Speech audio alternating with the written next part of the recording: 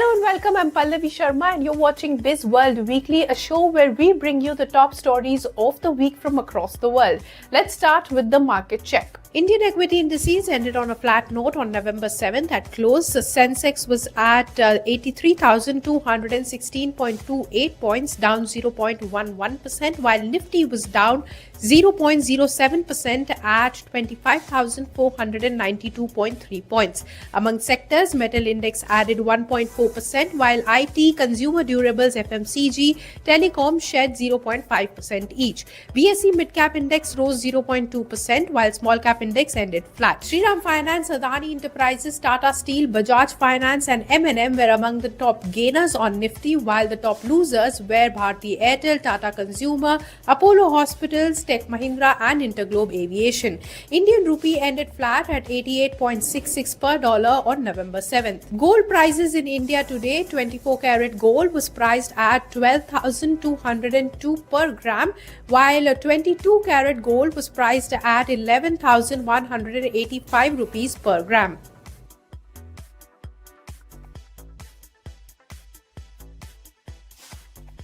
Imagine you're the president of a country, say the strongest woman in the entire country or the strongest person of that country for that matter. You face the same issue that women are facing every day. This is what happened to the president of Mexico. A viral video is surfacing on social media and it has shocked the world. Claudia Sheinbaum, the president of Mexico, was meeting locals on the streets. People naturally were clicking selfies with the president, and that's when a middle-aged drunk man was seen putting his arm around the president, touching her chest and even attempting to kiss her. The security then intervened finally and he was arrested.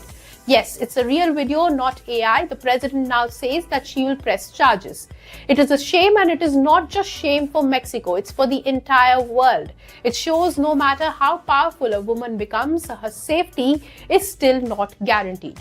This particular incident happened in broad daylight with cameras surrounded by her and in public. On social media, women ask if this can happen to a president of a country, it can happen to any other woman, and it did.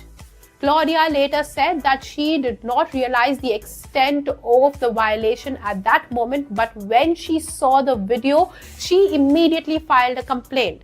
She also said if she hadn't, then it would be a bad example for other women in Mexico. She also added that the man then went on to harass other women present there. The question now is the world even safe for women? Sadly, the answer may be no, and the numbers support this. First, let me give numbers for the women in power. This is not a one-off incident. Italian Prime Minister Giorgia Meloni was the victim of a deepfake porn video which was shared online. In the UK, former Deputy Prime Minister Angela Rayner, former Minister for Women and Equalities Penny Mordaunt and 28 others were targeted by a deepfake porn site. In the US too, Erin Sherrod recounted the vile threats she received when she was campaigning for Congress in her California district in 2016. In India too, women politicians are subject to sexual abuse, with an Amnesty International report of 2020 revealing that 95 Indian women politicians received nearly 1 million hateful mentions on Twitter between March and May, 1 in 5 of which were sexist or misogynistic. Overall, the data is worse. In Mexico, at least 2 women are killed every day, 1.3 femicides in 100,000. Globally, 65% women have faced sexual or sexist insults. 1 in 3 women have faced sexual or physical violence. India records 1 rape case every 16 minutes. In Japan, 1 in 10 young women say that they have been groped in public. The image in most countries of the world is similar, given every third woman you know has experienced harassment as per WHO data.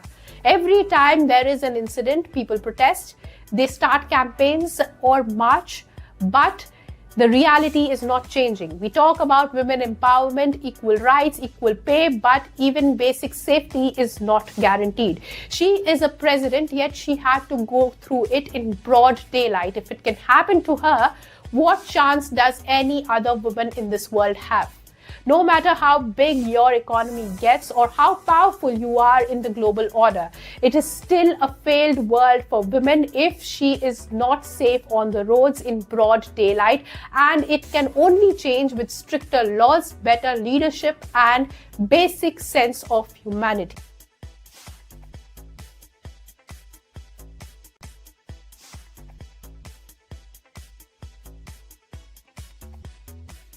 The US government shutdown has extended to become the longest in the country's history. It has extended beyond 35 days, which was the longest one till last week, also in Trump's last presidency. This time it has extended to nearly 40 days, and there is still no resolve.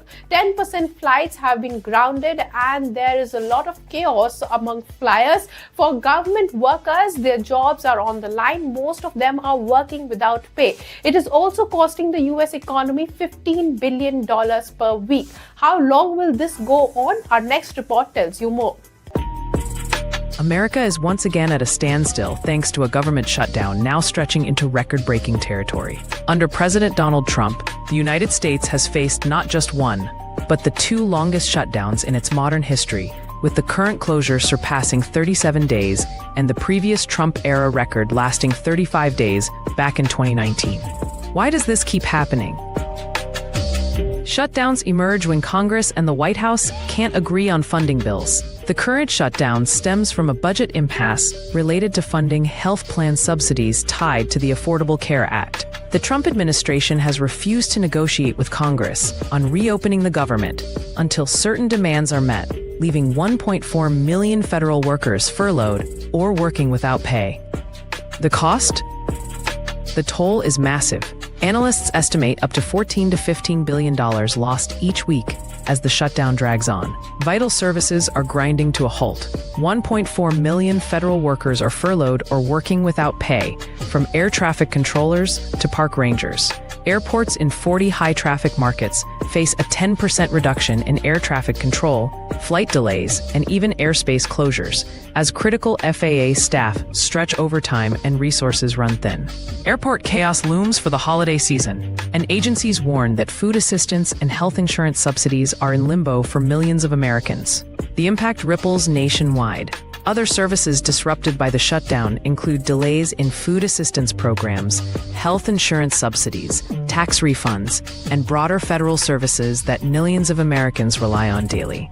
The inability to resolve the shutdown rapidly has led to growing economic and social consequences, with both parties remaining deadlocked. As the shutdown breaks new records, President Trump blames Democrats for the holdup, urging an end to Senate filibusters, and warns that his administration will keep tightening services to maintain safety and alleviate pressure on strained agencies. Trump has stated he will not discuss those subsidies while the government remains unfunded, while Democrats have refused to approve any full spending measure until protections for the subsidies are ensured. Meanwhile, ordinary Americans are left waiting for Washington to find an off-ramp back to normal.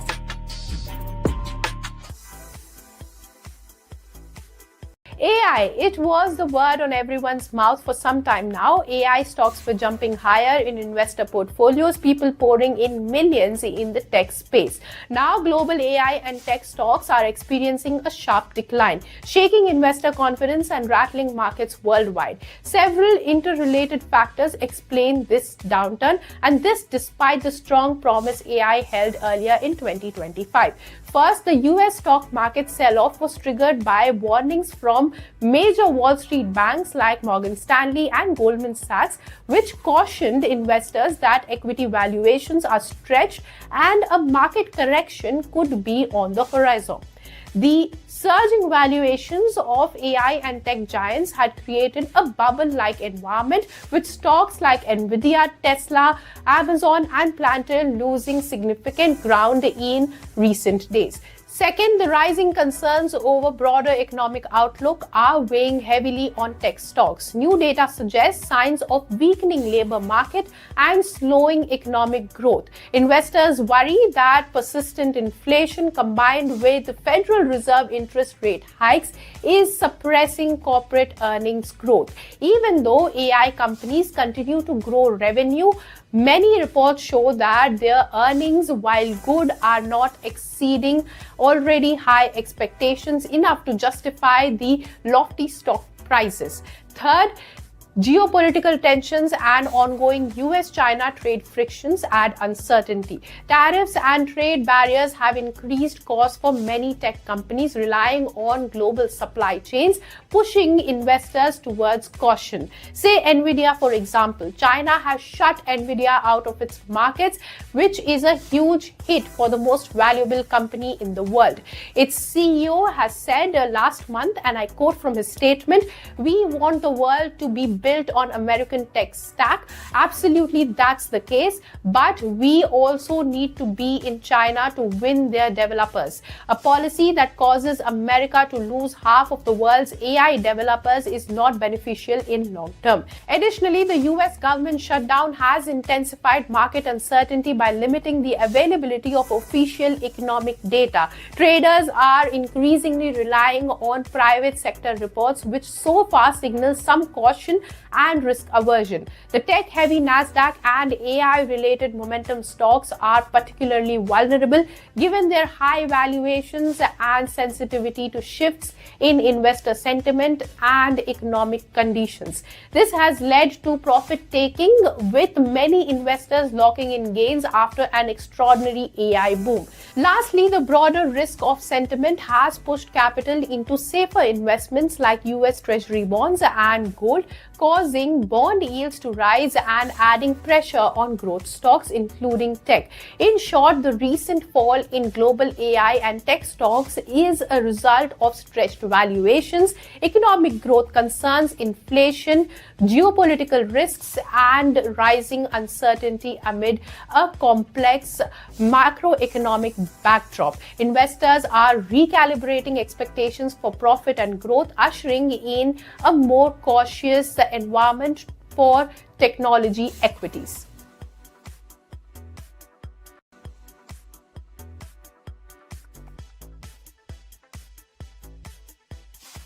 US Supreme Court is hearing a crucial case and the world is watching. It's about tariffs, the Trump tariffs that hit the world and created chaos in the global trade landscape. The Supreme Court has showered the Trump administration with serious questions, and now the legality of the tariffs are being challenged. What did the court say? Here's a report. A high-stakes showdown is underway at the U.S. Supreme Court, where justices are evaluating the legality of tariffs imposed by President Donald Trump. Tariffs that have reshaped America's trade agenda and sparked fierce debate about the limits of presidential power. On Wednesday, the justices took a hard look at whether Trump's sweeping tariffs, imposed under the 1977 International Emergency Economic Powers Act, or IEPPA, crossed a constitutional line. Lower courts previously ruled that the president had overstepped his authority, setting the stage for this landmark Supreme Court review. The case hinges on a critical question. Are tariffs like these simply economic tools, or are they, in effect, taxes that only Congress, not the president, can impose? An attorney representing small businesses hit hard by the levies argued that IEEPA was never meant to give any president unlimited power to set and reset tariffs on any product from any country at any time. A judge also echoed this view, saying, "They say tariffs are not taxes, but that's exactly what they are. They're generating money from American citizens." In fact, the tariffs in question are projected to bring in more than $3.3 trillion for the government, a point the administration downplayed as a collateral effect. Questions were also raised about precedent. No president before Trump has ever used IEEPA to impose tariffs since the act was passed in 1977. Some judges pressed government lawyers on whether the language "regulate importation" truly gives a president tariff-setting authority, and how Congress could realistically curb such power in the future, especially given the difficulty of overcoming a presidential veto. The stakes are huge. At least $90 billion in revenue has been collected from these tariffs, according to Customs and Border Protection. If the Supreme Court rules against the Trump administration, businesses could be eligible for refunds, prompting some experts to warn that the process could be a mess. Yet those supporting the legal challenge argue this complexity is no reason to allow what they call presidential overreach. So what happens next? Prediction markets put the odds of Trump's tariffs surviving at under 30%, with analysts noting that a Supreme Court decision against the tariffs could force future administrations to rely on more limited legal avenues for implementing trade restrictions. Either way, the ruling will redefine how the United States balances executive action with congressional authority over trade and taxation.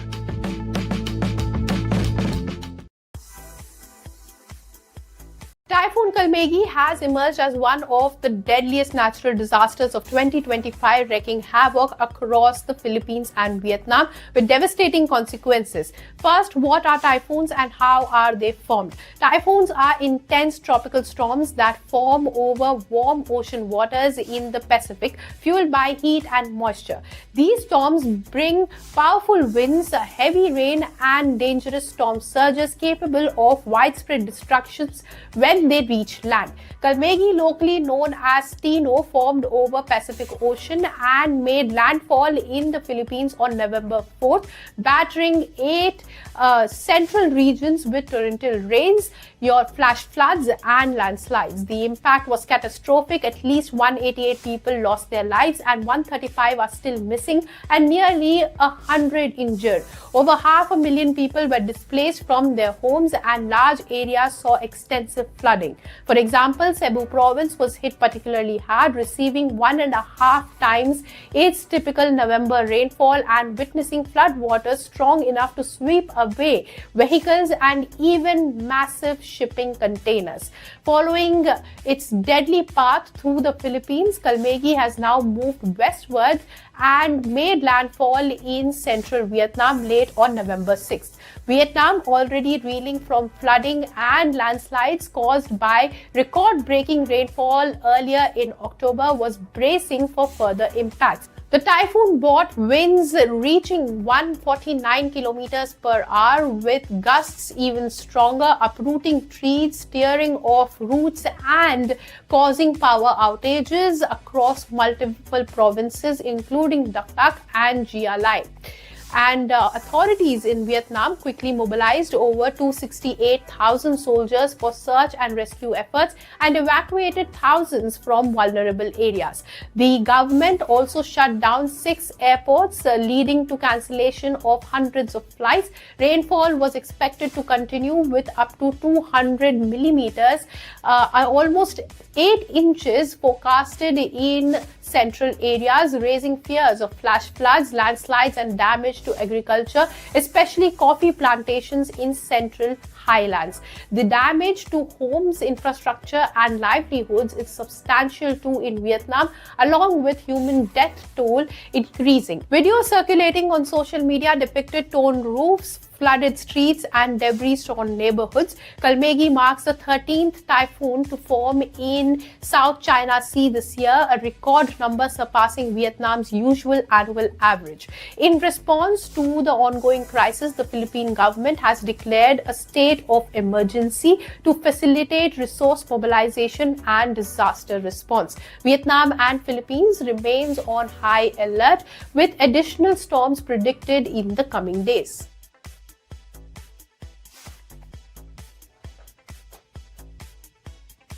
The 2025 US elections were a big lose for Donald Trump. As usual, he did not accept the defeat but has blamed the shutdown and his name not being on the ballot the reason for Republican Party's loss. His rivals, including Zohran Mamdani, who Trump called a communist and threatened people of New York that it would not receive funding if he was elected. He also won, and his victory speech stole the show. But how bad was this for Trump? Here's a report. U.S. election results delivered a strong message to President Donald Trump and his Republican Party. Voters in key states overwhelmingly rejected Trump-backed candidates, signaling deep voter dissatisfaction with his presidency and policies. In New York, Zohran Mamdani, a self-avowed socialist Democrat, won the mayoral race despite Trump's threats to withhold federal funding from the city should Mamdani prevail. His victory speech was everything opposite to what Trump's agendas are. He hailed the power of immigrants in New York and slammed Trump by saying he has 4 words for him: turn the volume up. Trump's public denouncements of Mamdani as a communist and attempts to influence the race through endorsements ultimately failed. This was a major symbolic loss for Trump in a city he considers a political stronghold. Similarly, in Virginia and New Jersey, Democrat Abigail Spanberger and Mikey Sherrill secured gubernatorial victories. Virginia, a traditional bellwether state, voted strongly blue, with Democrats sweeping statewide races and gaining state legislative seats. This positions Democrats well to redraw voting maps, boosting their prospects for the 2026 midterms. Trump and his allies tried to downplay the results, labeling them as off-year and state-specific elections rather than a referendum on his leadership. Trump insists he was not on the ballot, but even within Republican circles, the mood was sober. The party faces a struggle to convert Trump's base into broader election victories, especially when many voters feel economic promises remain unfulfilled. On the other hand, California Governor Gavin Newsom, a potential 2028 presidential contender, celebrated a major win in passing Proposition 50, which supports redistricting maps favoring Democrats. This, combined with strong Democratic performance elsewhere, paints a picture of rising Democratic energy going into future elections. No matter what Trump claims publicly, it is a political truism that the first major elections, held after a president takes office, are a referendum on his job performance. Then U.S. President Barack Obama, after the 2010 midterm elections, admitted that his party had received a shellacking after his historic 2008 victory. Trump's approval ratings also have sunk to their lowest point of his second term, according to a new CNN poll. All in all, the 2025 U.S. elections have proved one thing, and that is not in favor of Trump.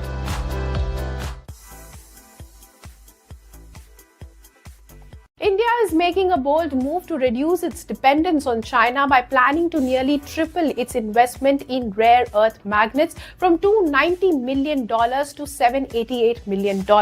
Rare earth magnets are key components that power much of today's technology, from electric vehicles and renewable energy systems to your smartphones and defense equipment. So what exactly are rare earth magnets? Despite their name, rare earth elements aren't scarce in Earth's crust, but mining and processing them is complex and costly.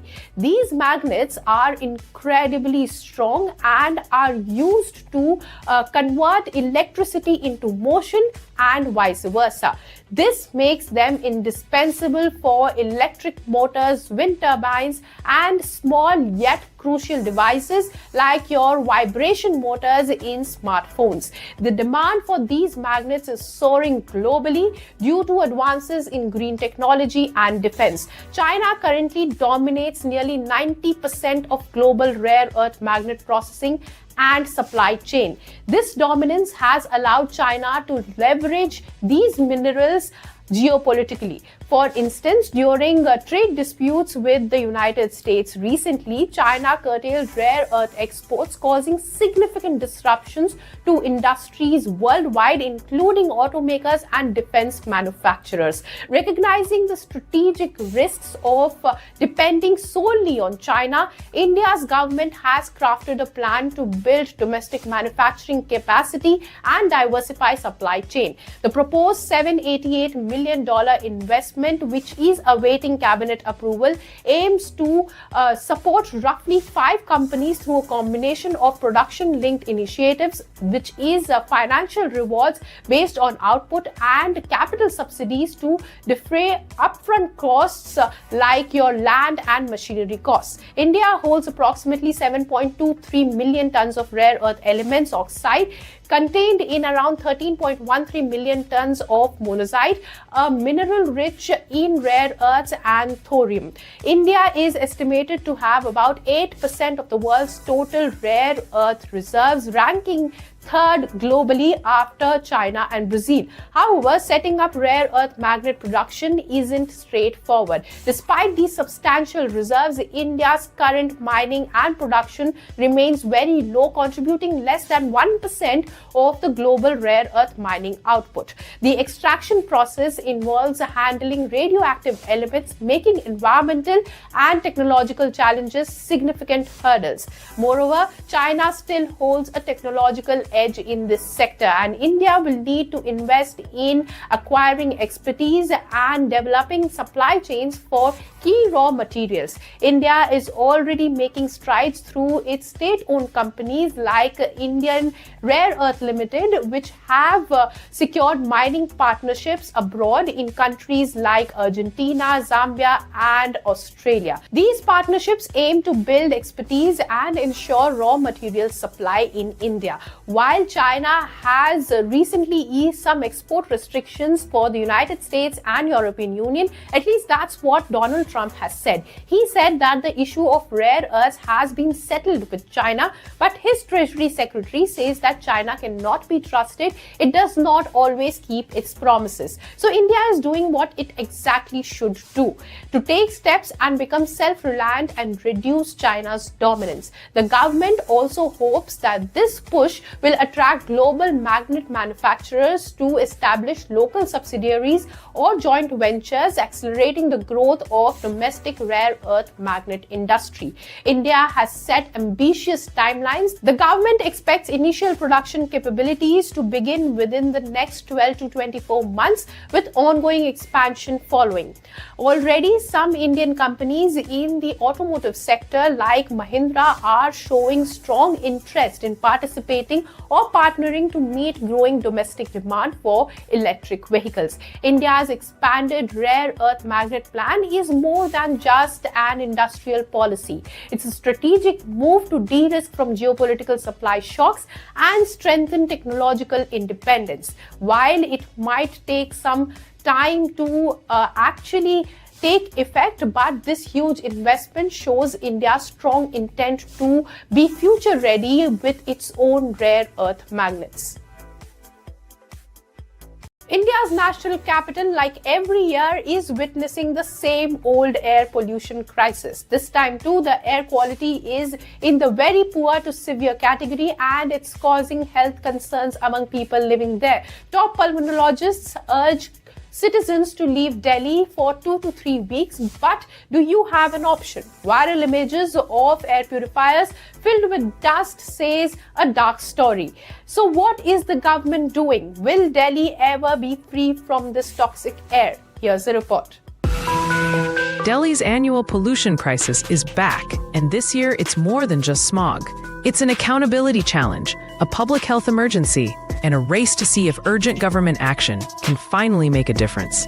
Delhi's air quality routinely falls into poor and very poor zones, with thick smog forcing schools to close, flights to divert, and families to flee the city for cleaner air. Hospitals are busy, with rising complaints of asthma, respiratory distress, heart strain, and eye irritation.